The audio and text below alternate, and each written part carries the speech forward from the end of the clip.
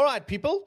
I think I reacted to this video when it first came out, but it was a very small segment. So someone sent me a longer version of this video, which is an absolute masterclass. And so I thought I'll react to it. This is Douglas Murray speaking to an Islam apologist in Qatar. I think he went to Qatar, nearly 3-4 months ago? So let's have a listen. Is there an over-exaggeration, Douglas, do you think, in the West, this fear of Islam or anything that looks so different to us? No, I mean, the society I'm from is one of the most pluralistic and diverse societies on earth. You couldn't get a larger range of people of different backgrounds and ethnicities and languages than you have in Britain. And Which it's a is rich why, country. once again, if I may push back against this thing you are pushing, which is that these are sort of uniquely bigoted, unwelcoming societies. Not at all. The evidence on this part of the stage would suggest that Britain is not. When you said the developing world cannot move to the developed world, you seem to conveniently forget that the developed world moved to the developing world without asking permission. No, I don't. I just don't understand this argument, guys. Sorry, I have to interject here. I remember how Douglas responded. But these people don't understand. Every country, every culture went outwards, okay? The Mongols did it. The Tatars did it. Christians did it. The Muslims did it. Jews and Hindus didn't. Hindus also did it under Ashoka, okay? The Buddhists maybe not so much, but some cultures. But before that, if you go to the ancient world, the Egyptians did it, the Carthaginians did it, the Romans did it, the Greeks did it, Persians did it. Everyone does it. So you don't need to apologize for it. So you cannot equate the Brits going and conquering other lands by force with these people getting in front of British consulates and say, please let me in. That is voluntary. If the UK lets these people in, these people are not coming in through force. Some people would argue now with this migrant crisis, but that's voluntary. So that can be stopped at any point, which is why we're pushing for it. We're like, why are you bringing in people who hate you? But countries that were colonized, that wasn't voluntary. They were conquered because they didn't invest in science and education and technology and their armies. They lost. Sorry, that's how humanity has always worked. So it's not an equal footing. I hear this Muslims say this all the time. We came here, we rebuilt the UK, we built Britain after World War II, which is an absolute lie, because in the 1970s and the 80s, their population was less than 1%. You're telling me a population that was less than 1%, less than 0.5%, they built the entire country? No, it's a lie. It's just a way for them to justify it. But now when we tell them, hey, go back, you know, the West tried to integrate you, welcome you, embrace you, gave you an equal seat at the table, let you sit in the House of Commons, but you guys have proven that you're not loyal to the country that you've come to. So you need to go back. So what they say, we're not back. Did you go back? Actually, they did. The UK did leave their ancestral countries, but they went in. That's a key point, guys. They went in by force. You came in by begging. There's a huge difference. Seems to me as well that this is a particularly Western-centric viewpoint, a misleading one at that, because you know as well I do, and the figures show it, 85% of the world's refugees, in fact, settle in neighboring countries in the Middle East, Sure. in Africa and Asia. They do not rush over to Europe. Sure. Yeah, but it should be 100% or 99.9%. The other 15% shouldn't come either, because go to a country that is culturally similar to you instead of coming to the West and doing this. Look at this man of Turkish origin or Palestinian. Some people are saying he's Palestinian. Look at this. A 28-year-old Dutch citizen, Palestinian, was arrested today in the City Hall of The Hague, Netherlands, for making bomb threats. Instead of doing that, instead of letting these people in, resettle them in a culturally similar country, a Muslim country. That's what we should do. You know, she hasn't scored a point. I don't know. You'd make a big move if you think I hadn't heard of colonialism. You I should would address also, it in and how long we're going to go on about colonialism for? I'm happy to do it as long It's a dead issue. as you like. But let me don't we just have to be factful, though? Don't we have to be But also, don't careful think, about don't facts, think, if I about may say history? so, that colonialism was just a Western thing. What was one of the largest and most significant empires in history but the Ottoman Empire? Do we say that Turkey has to do something like the West to deal with That's this? not the issue. You brought up colonialism. You are talking about the Western view that they should stay where they belong. I'm saying that Yes, they should stay where they belong or come with your armies. If you conquer the West by your armies, then fair enough. Then you can say, hey, you came to us, you conquered our land when you had the power. Now we have the power, we're going to conquer you. But you know you don't have the army. You don't have the technology. You know, we've got in space, drones, robots, AI now. You guys have no hope in hell. So why adopt this sneaky way? Sending these fighting age men on rubber boat dinghies. Unfortunately, we have really evil, incompetent, useless, pathetic politicians who are letting that happen. But you have no power to do so. So there's no equivalency. This is false equivalency. Seems to me to be much wiser that if you have a very large humanitarian crisis in, for instance, Syria, you try to make sure that people remain in the area. This isn't say all of them, but it is more likely. I absolutely agree they do. I mean, 5 million refugees. Look at Lebanon and Jordan per capita. What the I'm countries that have suggesting the to you most. In is, fact, in Lebanon, you've got 1 in every 4 person living in that country is a Syrian refugee. Absolutely. So to suggest they're not doing very much is just being misleading, being dishonest. Believe me, I'm not being misleading. And I said from the outset that I agree with the point that most refugees remain in the area. And I said that I think that that's a good idea. I'm suggesting to you that I think it's better that people, for instance, fleeing Syria, end up in the countries around Syria in order to be able to return to their country than putting them in Norway. Otherwise, you'll see this from them. So I have to do this. Yeah, you don't have to do this in the video while I look this up. Because when you let them come to cultures that are completely alien to Syrian culture, look at this. Let me read that to you.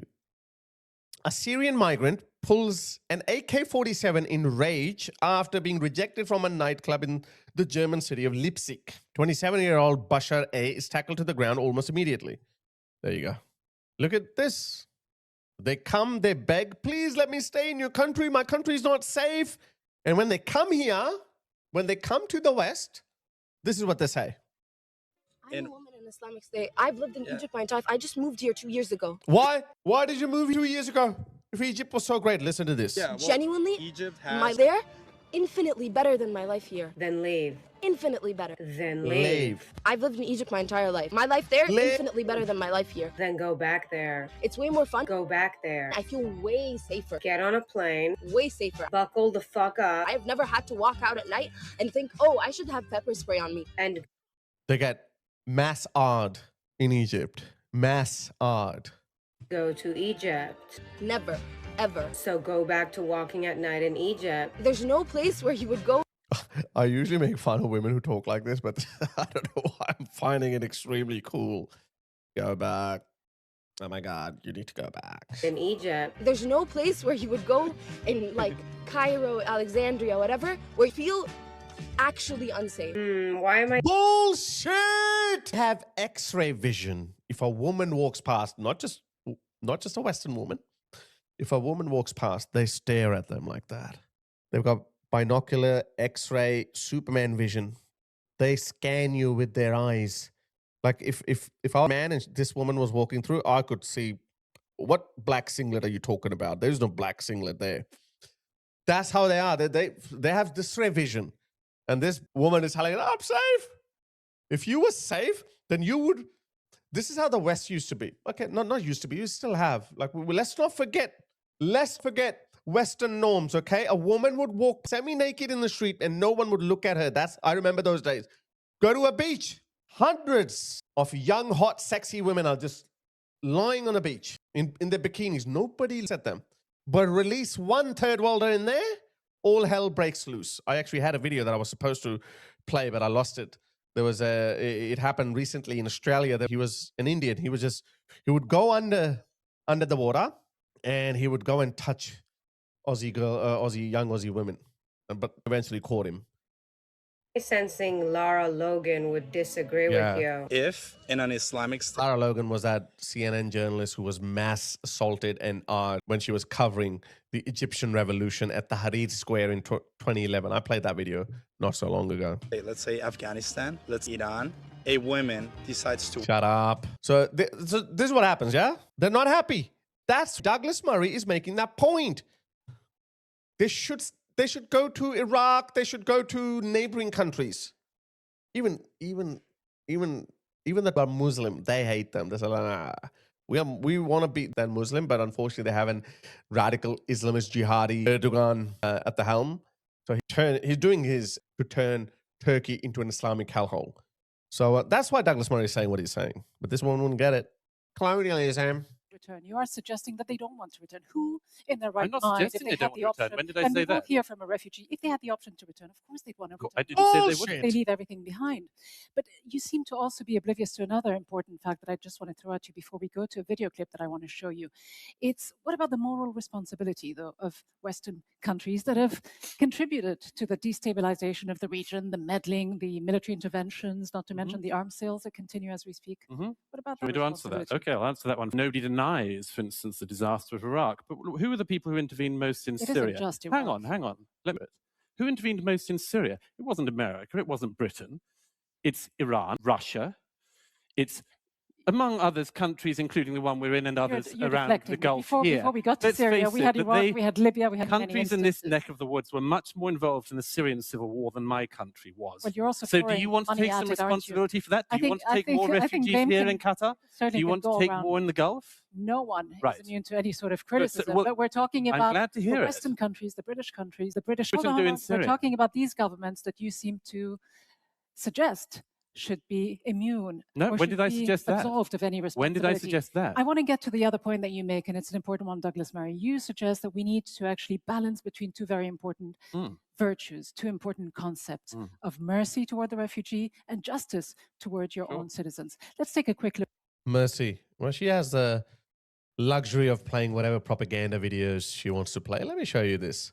Look at this. This is the result of that mercy. These are what we known as diversity barriers. Okay, this is trying to one of the German Christmas markets, and it's now a requirement in Germany to pay for this. The government is not going to pay for it.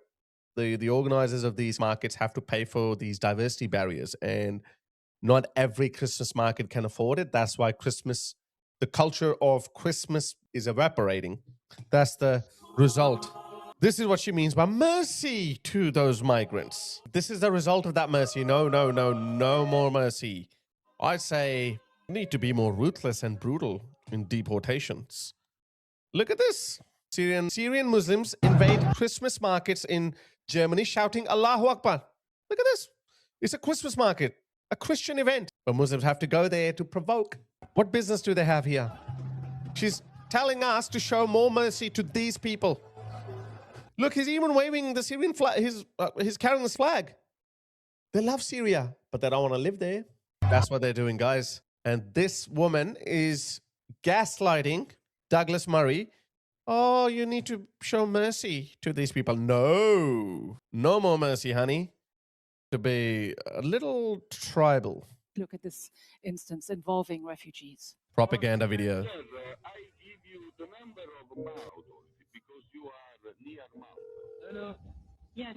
About 100 children and 100 women and Video. Oh, well, I've got my own videos. So, yeah, she's showing what people have to go through in order to come to Europe. Look at this. A Syrian man stabbed 2 children in Germany. This guy. Please let me in. My country is getting bombed. I have a live. That's what they do. That's how they look at this. Another one. Syrians at a Christmas market. Oh my goodness. Oh, this is it. I got lots of videos. Look, who's this guy? I don't even know this one. This is Alex, guys. This is Alex. Okay, I didn't know that. Sorry, Alex. I hear about you because mainstream media didn't cover it. This is Alex, a 14-year-old European boy killed by a Syrian Islamic terrorist yesterday in Austria. That happened on February the 17th, 2025. Hi, Alex. Forgive me, Alex. I forgot about you too. I actually didn't. I'm sorry. That's the mercy we need to show to these people. Oh, look, another one. Syrian terrorist in Austria laughs proudly after stabbing and killing Europeans, smiling. Look at this police officer holding a gun. That's the mercy we need to show. Oh, look at this. Another one.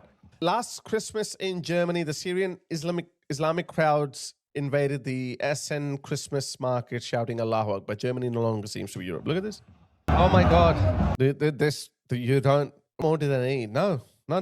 Enough. And if I was of the world, if I was the leader of Germany, I don't care. I would have grabbed every single one of them. I don't care whether you're a woman, a child, I don't care. All of you have to go back. Besides, Syria is safe now. Go back. They're waving the Syrian flag. They love Syria. This is a conundrum that we have to deal with. So no, you know what? And now she's trying to gaslight them. Look, these people. Oh, look at this. These women are Malta. But again, this idea that, we have to values, where does mercy fit in that? Not just mercy, but the obligation, the legal obligations to There's no legal obligation. No, there's no obligation. Our first and foremost priority should be our own citizens. And again, look, we tried. Yeah? Germany took in officially 2 million. Some people put the number close to 4 or 5 million people, 4 or 5 million refugees. I just showed you what they're doing. No, we don't have to take it.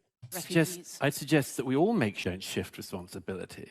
There is a responsibility to everyone. That would include the state we're standing in now, wouldn't it? It would include all the states in this region. It would include the brother states. It would include the Ummah. It would include everybody. It wouldn't just be the Italians. Now, the Italians, by the way, let me just finish this point. Valid issue, but let me respond to it. Let me Even finish the the states point. of the Because region, it's a valid issue. But unlike the European countries, allow me to just make this point. Unlike the European countries, I'll respond to 2 points. they are not parties to the 1951 Refugee Convention. So Conveniently, isn't but it? I'll let you carry on. But this means that countries that are... Well, that means we can withdraw it. We can withdraw from these refugee conventions too. I'm a big proponent of that. Get out of the ECHR. The UK should get out of the ECHR. Australia, I don't know if I think we are signatories. I think so. I think we are.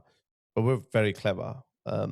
Australia's policy has been really good. So reason why we are not being flooded by illegal migrants through boats is because we made it the least attractive destination for illegal migrants. Sometimes we used to get them, we'll turn the boats back, we'll put them in these, we'll put them on Christmas Island, is off the mainland Australia. So then coming here, they go to Europe instead. And when they land in Europe, they prefer to go to the UK. Why? Because it's the most lucrative, attractive destination. You'll get accommodation, you get phone vouchers, and you can occasionally go and entertain aspiring British girls and women. Sorry, that's what it is. Signatories for conventions get more blame and more assumption that they are going to have to hold more of the burden than countries that didn't. And I'm suggesting to you that nobody should be able to absolve themselves from blame. But if you go to Italy now, and I don't know when you were last there, but it is not the case that this is going well in Italy, either for the migrants who are arriving or for the Italian population. Isn't it because the resources are not being poured into this? Let's face it, the policies are not there. The resources aren't there.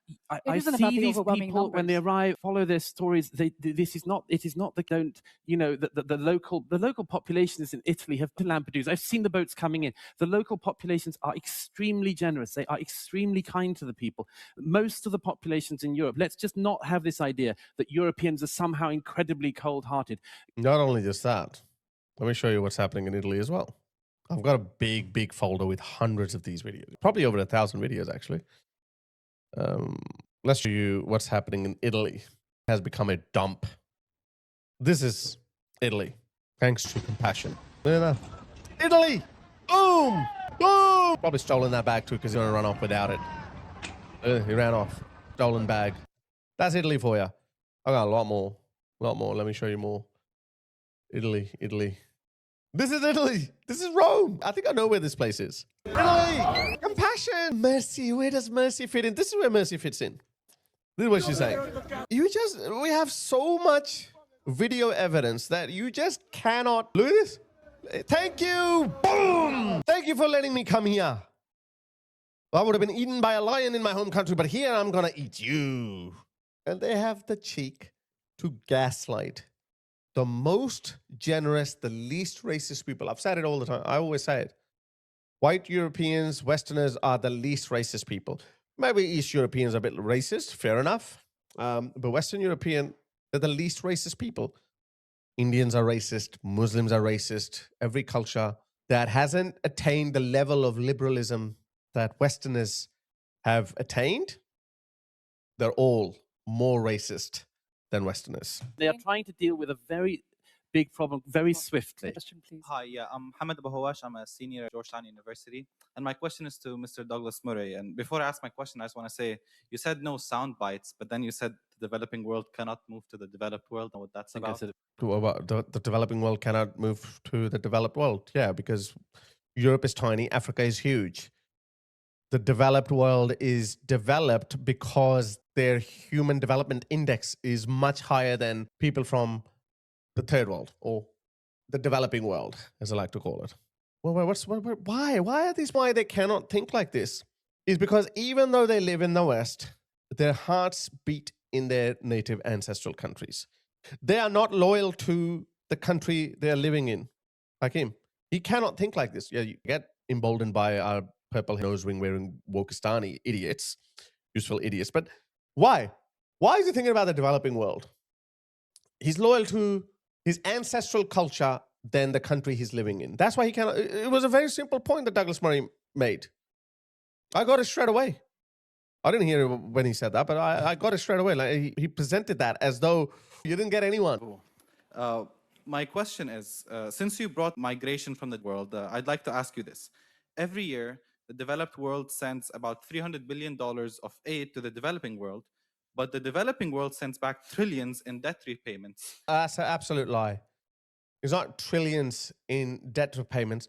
There are billions that their leaders, their corrupt leaders, take out from they are in power, and then they launder that money out. Well, maybe your freaking countries, maybe rise up. I know Pakistan has corrupt politicians who have parked their money in Europe, in London. They go through all these legal hoops that it's very difficult to track that money. Now, I'm not making excuses for the corrupt London financial system because, you know, those corrupt Russian oligarchs, they were also putting their money in London, and the US has been telling the UK to get on top of it. But okay. But the fact that you can pick who can build your country, then that's on you. Don't blame the West, okay? You have potholes in your streets, your leaders are tyrannical or corrupt or brutal, then that's on you. Go rise up. Do that. Everyone, they're going to blame everyone else, but look at themselves in the mirror. Effort. The developed world. Now, bullshit number, yeah. Trillions is BS. Don't you think that this is the main reason to Europe? Because money is moving out of the developing world. Wealth is leaving the developing world and moving to the developed world, to build on what Lamont Hill said. Don't you think this is why people are moving to the Western world, to the developed world? Well, before Douglas gives him an answer, I improve your countries. I know I'm saying that as a migrant myself, because when I moved, I did go for this reason. I wanted to live a good life. You know, I couldn't live that life in Pakistan. Shithole. I always knew it was a shithole. Dirty roads, backward people, no freedom. I was a Westerner at heart, even though I was a Muslim at that time. I didn't know that. But that's why I truly became an Australian very quickly. I love this culture. I love free societies. These people don't. Fair enough. A lot of these people are economic migrants. That's not all they do when they come here. They're not just making money. They're also bringing in their cultural practices, which the West doesn't want. And not only that, we actually can't even afford them economically. Europe is tiny. Africa and the Middle East, they're huge. You can't afford everyone. So no, stay at home. Stay at home. Look, the purpose of it, I've always said it, and you probably also understand, the purpose of immigration is to bring in people that are going to benefit your host culture, your country. That has always been the purpose of immigration. America used to attract the best and the brightest, okay? It was never charity. It should never be charity. It should never be bringing these people, uneducated people from hostile cultures who come in, make dozens of babies, and scrounge off rich welfare societies. Was never the purpose. So boot them, send them back again. Doesn't matter. Let's see Douglas' response. No, I don't. Again, I repeat the fact there are simple answers. And if it was simply the fact that you could, I don't know, do a debt default or something and solve the whole migration issue, then that would be great. But it just isn't the case. That's true. You think that if for instance, all African countries default debt, that they'd become burgeoning, flourishing societies? The problem across sub-Saharan Africa isn't just unbelievable greed and theft by politician after politician. You think that if you just wrote off the debt being an issue and everyone would become transparent and clean in their dealings with money? I mean, the problems are much deeper than this. They're not just a simple solution like that. As, if I may just add quickly to the previous two comments, the late, very distinguished diplomat Daniel Patrick Moynihan, a wonderful rule he came up with is known as Moynihan's Law, where he said that human rights, claims of human rights violations often happen exactly proportion to human rights violations. That is, you hear about them in the countries that are most free. And before long, you can end up with the presumption that the most free countries are the ones who are most abusive of human rights. And this happens with the case when we talk about our leaders and the ones, it's all very well. We can talk about the Trump administration, we can talk about the democracies and so on for all we like. We can all make criticisms. Okay, Briefly. Mr. Putin, what are you going to do about him? What are you going to do about the mullahs in Iran? What are you going to do about the House of Saud in Saudi Arabia? You see, what we end up with is a situation, we go, oh, Mr. Trump, Mr. Trump. We can all do that. Believe and riff on But Trump again, you're being all quite day. selective, aren't What you? are you going to do about the people you can't do anything about? Are you going to ignore them? Are you going to give them a pass? Or Well, are you there's just going to something called- enjoy beating up on the I hate to have to democracy? interrupt you. There's So I'm going to talk briefly about, mother's experience as an immigrant, and I want to touch here on something that Mark Lamont Hill said: this power of education and telling people how refugees fit These into the children wider of context of immigrants. economic development. Here's why I'm very skeptical about that. Because when my mother arrived in the UK and her parents arrived in the UK, people still called them dirty packies. And we still stayed there. Oh my goodness, I've had enough of these people. Maybe don't dress like a dirty pea. When she had graduated from Oxford University, she was still a brown person who was not seen as a citizen, right? That absolute BS. These are your insecurities coming to surface. I'm a brown Pakistani, okay? Look at me. Let me go big. Look at me. A brown Pakistani man. I'm 42 years old. I moved to Australia when I was 19. Haven't regretted that decision even for a second. And I've said it before. I'll say it again. Even though a lot of people believe Australia is a very racist country, it ain't. I have never been racially vilified. Never, not even once. On a cricket field, we had a little bit of banter that probably went into the race category, but that's perfectly fine. It was a heated conversation, but that's about it. A workplace, outside, nowhere. You know why that doesn't happen to me? Because I don't go around and say, I'm a proud brown man. I'm a proud Pakistani man. I'm a proud Muslim. What are you so proud of, bro? All the things that you mentioned, first of all, you have no part in that. You were born in a Muslim country. You were born in a Muslim society. You were born in Pakistan, and you were born brown. You didn't do anything. What are you so proud of? And flip it. If it was the other way around, if I was a white Christian Australian, you're not allowed to say I'm proud. I'm a proud Christian, although Christians are regaining territory, which is good. I'm a proud white man. Oh, that is still racist. You can't say that. Everyone is allowed to be proud to be black, brown, Asian, Muslim, whatever. God forbid, you're not proud to be white. So, these people, I don't feel sorry for sob stories. She was considered a dirty pea. F off. If it was so bad, these people gone back. They didn't. Even if, let's just say for a moment, somebody once called her you dirty pea or you're not British, if someone said it, then that still would be nothing compared to all the gains she might have been getting, which is why she didn't leave. If there's one bad incident and 99 positive incidents, then there you go. Your move to the UK was a net positive for you, which is the reason why, if it had become unbearable, as it did for the Jewish people in Europe in the 30s, they started leaving. They started fleeing. If it gets bad, then people leave. If people are not leaving, then it means okay for them. And I can guarantee you it wasn't as bad as they make it out to be. Right. So to what extent can we really sell this idea that being educated or fitting X, Y, and Z criteria is what you need to do as a refugee for people to humanize you? The inherent problem... Integrate. Take off this crap. Take off this, maybe we can put up with this.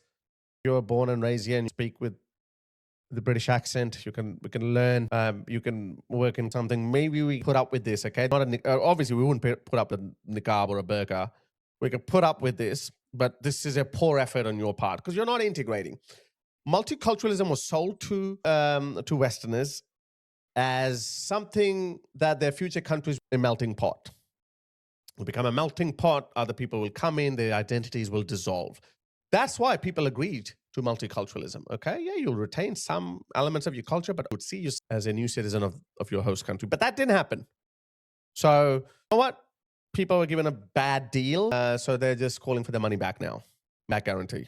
With these people is that they don't humanize you. You can't fulfill your oppressors' criteria so that they see you as human. So how do you humanize people? Yeah, how do we humanize people? Well, this woman is first generation Brit, so ignore her. She's not doing a good job. But let me show you what you shouldn't do if you want to be humanized. Okay, look at this. This is an Indian in Canada. We don't put soap in the river. There's salmon. There's salmon and all sorts of fish. This is. Don't do that shit. Yeah, no, this is a protected area. So don't do that, okay? Let me show you. Let me quickly show you. Do this. This is a British park. Don't do this. Don't do this. If you want to be humanized, okay? Let me show you some more stuff. Videos. Don't do this. Ay, por Dios, por Dios, por Dios, por Dios, por Dios. African. Is that? He was kissing her windscreen. Obviously, he's horny beyond his wildest dream at the moment. What more? What more? What more do you want? This, if you want to be humanized. This is Paris, guys. Not some sub-Saharan African country. This is Paris. What do you need to do in order not to be dehumanized? See that? The shameless people. Guys, you just can't, you don't have to take the BS. You need to refuse aggressively to be gaslit. Say, no, you can't gaslight us anymore. We don't care. This is why I like a lot of these days. I don't care. I don't care. I don't care what happened to you. What's your story? You guys killing each other. I don't care. None of my business anymore. America bombed you. I don't care. Go home. But no, they want. But they will still gaslight you. It's your. Very much. And with this, let me go to you, Douglas Murray, because much of your argument, Douglas, seems to be about the us versus them. The fact that we have our own values, our own Britishness. Yes. We don't butcher animals on the side of the street that you just saw in Paris. The city of romance has become a city of rape and filth. Virtues, and they will come to our shores. Their values, their traditions. You seem to almost suggest they come to your countries with a lesser breed of values. Yes. Yes. She's saying it, like she said. Yes, I have unapologetically, and Douglas Murray is going to be much softer than I am. Yes, these people are coming in from archaic cultures. I like to use the word primitive.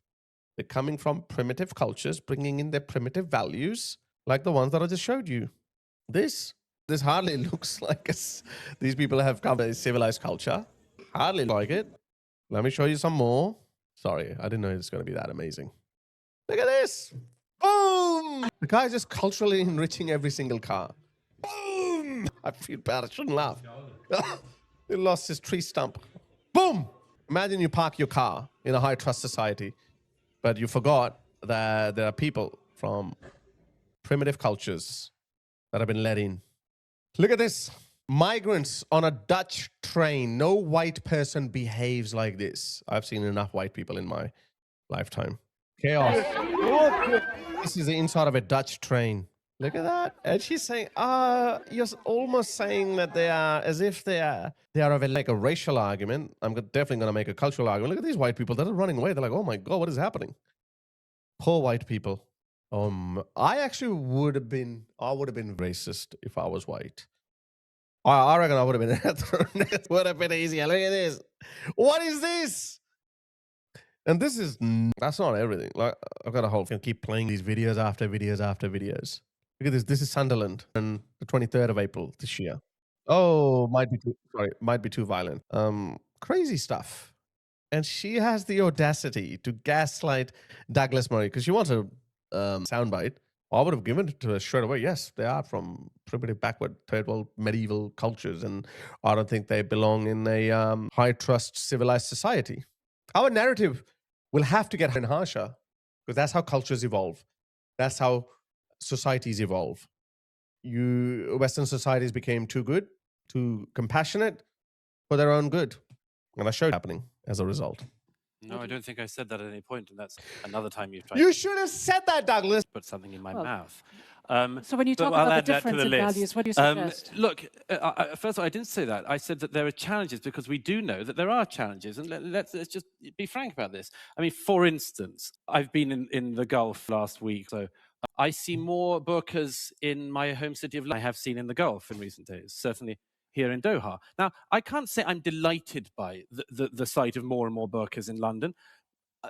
Do I feel any hatred of the people who wear them? Of course not. Of course not. But I can't say I'm elated by it. And definitely there are times I think, you know, what percentage of burqas in this area becomes like pleasant for everyone else? But again, is it down to burqas? Because again, you're not asking people with other traditions whether they care about the sight of people drinking alcohol or You're coming to their country. What the?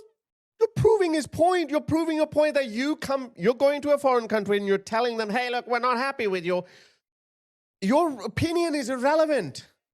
It doesn't matter if when you go to the UK and you see people drinking, they have a pub culture, you know this shouldn't have gone there. And now you're here complaining about, oh, we have a problem with you drinking alcohol. Well, I have an answer for you. F off. Deport. What a dumb argument. I don't know. I think Douglas Murray needs to turn up the heat. I would have said that. Well, showing up in bikinis. Again, it's a very we could in Britain. Western-centric viewpoint. I'm in the West, you're going to have a viewpoint. I have to say, you're going to bark up the wrong tree if you think you're going to persuade a Brit that we should stop drinking alcohol because of people arriving in our country. I mean, that's not going to happen. Well, what's going to happen? They're going to kick you out. Should. These things are all a bit of give and take. You bring your own traditions that don't quite fit with theirs. Well, they don't. Yeah. You're not going there. You're coming into their country. Like, oh my God. There are, as I said, before we got all confrontational, which you did from the get-go, I said what the problem is here is that these things are all rubbing against each other. And in that situation, you have to work out what things you're willing to give up, which things you're willing to compromise on, and which ones you're not. You're not going to persuade the Brits to massively change their culture. But let me just make the point. Every single society has certain aspects of it doesn't want to give up. This one will. In Qatar, this one will. Everyone does. So please don't try to make this a kind of bigoted European thing. That would be a very, very dishonest way to... The other values you're most afraid to lose, free speech. We're allowed to criticize Christianity, but we're not allowed to criticize Islam, especially when Islam is shoved down our throats almost on a daily basis, whether that's in the form of grooming gangs, rape gangs, people blaring the shrieks of Allahu Akbar from loudspeakers, or people praying on the streets, or women wearing burqas and hijabs and demanding special privileges everywhere in the public life. So when one to display their religiosity on that scale, and they get offended by drinking and people partying and whatnot, then we have a right to at least criticize it. But you guys don't even let us do that. And you did Charlie Hebdo, Danish cartoons, terrorist attacks, London stabbing, Lee Rigby murder. The list goes on and on. So yeah, this is why I've said free speech is the most critical value that is exclusive to Western civilization. I've said it before. You've got skyscrapers, free money flowing in the UAE, no income tax, free cheap energy. You've got skyscrapers in China, Saudi Arabia, even Russia, but what you don't have, what those countries don't have, is free speech. Free speech is so important. We cannot lose it. That's why we cannot lose it. That's why when people burn a copy of their Quran, it's you might find it distasteful, but it serves a varying purpose. So yeah, that's one of the values, being able to criticize religion. Just answer this question directly if you can. Which of your values are you most afraid to lose? Which ones are most threatened by the arrival of refugees? Freedom of speech. It's the first one. Oh, you think that's not a problem? I mean, you think that's not a problem? Yes. No. Let me explore that. Let's explore that. School them, Douglas Murray, please. Let me pick up on that. It's what about very the values easy of to tolerance snigger. It's very easy to snigger about. They can snigger about this because barbarians speech in their societies. You say something, boom, behead, chop, square. Stay in your third world barbaric countries and don't come to the West and change the very that made the West the greatest civilization known to mankind, so much so that they conquered your countries. You've had friends shot in a newspaper office. It's very easy to laugh about that until it's happened to people you know. Is there an over-exaggeration, Douglas, do you think, West, this fear of Islam or anything that looks so different to us? No, there's actually downplaying of the danger of Islam. No, actually, there's a lot of downplaying of the threat that Islamism poses. The society I'm from is one of the most pluralistic and diverse societies on earth. Too pluralistic. you couldn't get a larger range of people of different backgrounds and ethnicities and languages than you have in Britain. And Which it's a is rich why, country. once again, if I may push back against this thing you are pushing, which is that these are sort of uniquely bigoted, unwelcoming. By the way, Gulf countries are known for the imposition of their laws on foreign people. Known for it. If you do anything, if you go and drink alcohol in Qatar, they'll arrest you, they'll deport you, might even torture you in prison. If you do anything that goes against the law, and to be honest, I've actually grown to appreciate that. Fair enough, I don't like their cultural values, their norms, their laws. I don't like it. That's why I'm never going to go there. I do miss Dubai, though. Again, I'm not going to be I'm not going to be devastated if I never go to ever again. But I do miss Dubai. But I actually appreciate them for applying their laws. So this is why when these Syrians, these Libyans, Egyptians, and Pakistanis, Bengalis, when they go to the UAE, they don't misbehave the way they do in the streets of London. Why? So this woman should shut up and say, hey, all we're saying is that you are staying loyal values and your laws, and that's what we are urging our Western countries to do the same. Not at all. The evidence on this part of the stage would suggest that Britain is not. If anything, I'm giving you the chance to tell us, from your perspective, what you find threatening or not. Told you. I would suggest, to England. let me answer that by broadening it, if I may. My suggestion would be, if we're to arrive at any kind of common understanding on this, is that we agree that, for instance, where there are people who pretend that everyone who arrives is a terrorist is barking mad. Okay, we can agree with that. Laugh at people's serious concerns about serious security concerns either. Because, well, because we had this in 2015 when certain officials said the likelihood that anyone coming on the boats among the 1.5 million people who arrived in Germany are going to be violent in any way is total, xenophobic fantasy. And everyone laughed until people started letting off bombs, until, like in Ansbach in Germany, they just had a suicide bombing outside a wine bar, and it just stopped being quite so funny. So all I'm saying to you is, you can agree with me that people who say that most people arriving are going to be violent are ridiculous. Yes, but also don't claim it's ridiculous for people to have serious and sincere concerns about what is happening. Because if you do, there's no way anyone's going to arrive. And this is a very moderate statement by Douglas Murray. We have insurmountable amount of data that is now proving that these third world migrants from almost every single country are way overrepresented. I'll end this video with this stat from Denmark. Okay. Sorry. Let me start with these sexual 10,000 Germany. Sorry, this is Britain. Afghanistan, right at the top. The UK is at the bottom. So if the UK man is a benchmark, because that's what it should be, the benchmark should be your native population's crime rate. So if there's one person per 10,000 UK, he's right there. It's 59. 59 Afghans per 10,000 sexual offenses. Look, it's like, 60 times more than an average Brit. And that's average Brit, by the way, also includes British Indians and all those people, okay? So that's one. Have a look at Germany, okay? Have a look at Germany. In those implicated in gang rapes versus just for 12 for the total population. So 88%, Germany is made up of 88% Germans. I'm not sure if they're ethnic, and that includes German Turks as well. Yet they account for only 33%. Look at this, 12%, 67. Only 12% of foreigners account for 67% of all gang rapes in Germany. And when you further break it down, it gets even uglier than that. Have a look at this. Sorry, this video is getting really long, but I'm going to wrap this up. When you break it down further, then out of that, Afghans and Africans make up less than 1%, yet they account for 34%. So even amongst foreigners, it makes perfect sense. Not all foreign cultures are equal or more aggressive than others. This is happening. There's so many other statistics as well. So my point is, these stats don't lie. The evidence that we have now is undeniable. So Douglas Murray did this nearly 4 or 5 months ago. I would be much more brutal than that. Much more brutal. And I want you, like Douglas is obviously being polite there. Be more like me. No, sorry. You know what? Okay, what? Did America bomb you? Okay, I'm not interested. F off.